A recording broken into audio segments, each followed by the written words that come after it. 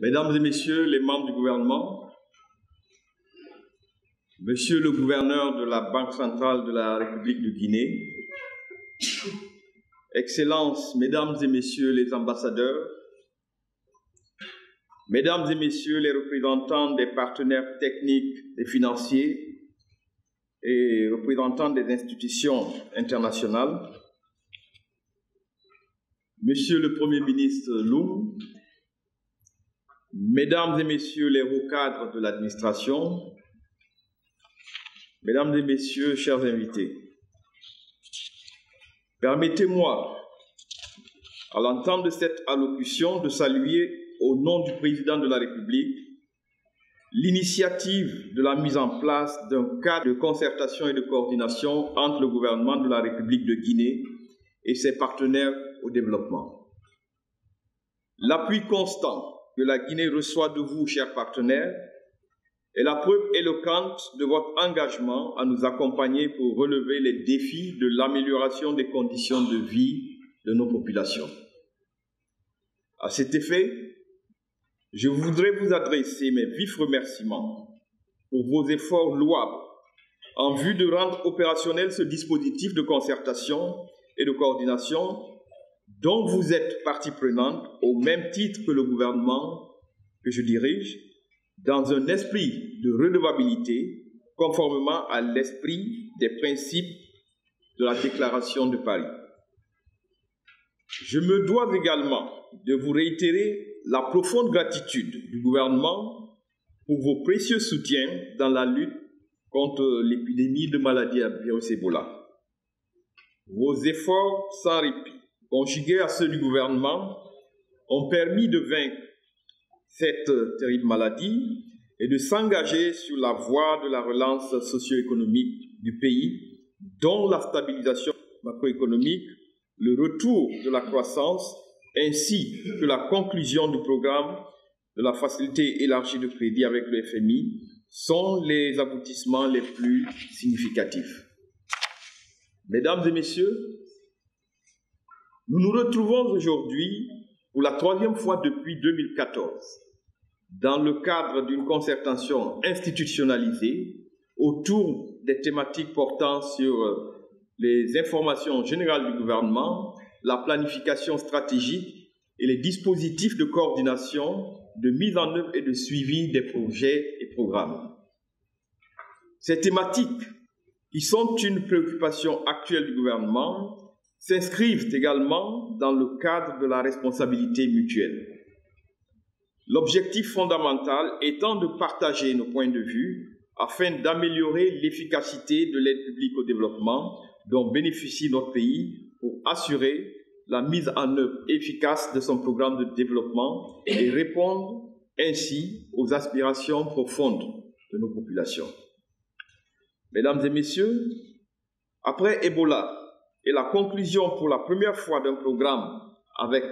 le Fonds monétaire international,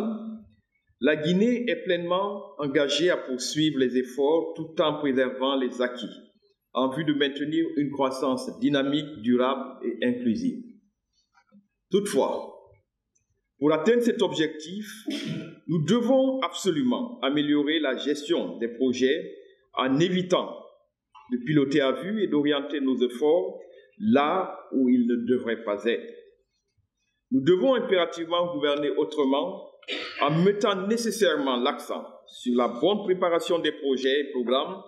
leur planification, leur mise en œuvre et leur suivi dans un cadre stratégique solide. Nous devons surtout chaque jour un peu plus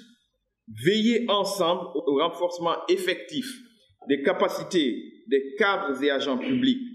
et de la fonctionnalité systémique des unités et directions administratives. En tant que partenaires,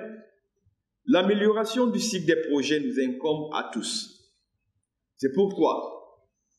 ce cadre de dialogue a été institué par le gouvernement afin d'apporter des réponses à un niveau stratégique aux défis et contraintes auxquelles nous faisons face dans l'exécution des projets de développement. Mesdames et Messieurs, au cours de cette journée de concertation, plusieurs présentations vont être faites par la partie gouvernementale J'attends donc de vous, chers partenaires de la Guinée, des réactions et des observations de nature à poser les vrais diagnostics, mais surtout des recommandations pertinentes qui nous engageront tous au cours des prochains mois et années.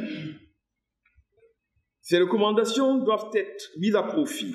pour parvenir à une vision commune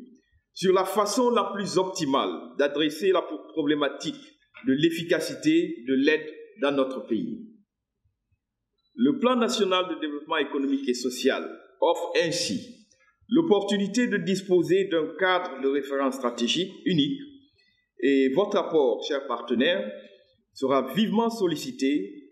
dans sa phase de mise en œuvre et de suivi dans la perspective de cette responsabilité mutuelle. Mesdames et messieurs, 19 mois séparent la rencontre d'aujourd'hui de la dernière que nous avons eue le 22 juin 2015. Pourtant, le gouvernement avait institué ce cadre de dialogue et de concertation avec ses principaux partenaires au développement pour renforcer la coordination de nos actions, partager nos positions sur un certain nombre de problématiques relatives à nos priorités nationales, en commençant par les plus pressantes et celles dont les impacts sociaux sont les plus élevés. Je voudrais donc vous inviter à respecter la fréquence des réunions du cadre de concertation conformément aux dispositions que nous avons nous-mêmes adoptées. Il est aussi souhaitable que les groupes thématiques restructurés soient rapidement opérationnalisés et servent d'instruments de suivi des projets qu'ensemble nous avons convenu de mettre en œuvre, y compris le plan national de développement socio-économique en cours de finalisation. J'invite à cet effet les deux chefs de file, Madame la ministre de l'Économie et des Finances et Madame la coordinatrice du système des Nations Unies, à œuvrer dans ce sens. Je vous invite tous, membres du gouvernement et partenaires au développement, à faire preuve de pragmatisme pour qu'ensemble, nous créions les conditions favorables à la réalisation de nos projets et programmes d'investissement. Nous devons notamment nous préoccuper du cadre de mise en œuvre du PNDES pour garantir sa réalisation et obtenir l'impact recherché tant au niveau social, économique qu'institutionnel.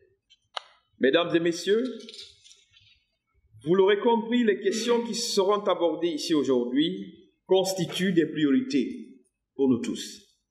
Plus que jamais, nous devons faire preuve de responsabilité et d'engagement dans un cadre renforcé de dialogue et de coordination. Nous sommes mutuellement responsables de la réussite des projets et programmes. Le consensus trouvé par le gouvernement autour du PNDES, dans un environnement où tout reste prioritaire, atteste de la solidité et de la cohésion sans faille au sommet de l'État pour relever le défi d'un développement durable et inclusif tout en préservant la paix, la quiétude et la cohésion sociale en Guinée. Par une compréhension partagée des priorités et des besoins, nous devons être capables, à l'issue de cette rencontre, d'apporter une nouvelle impulsion au cadre de concertation et de coordination et d'apporter des réponses concrètes en vue de rendre opérationnel l'ensemble des groupes thématiques. C'est sur ces orientations que je déclare ouverte la 3e journée de concertation et de coordination entre le gouvernement et les partenaires au développement. Je vous remercie.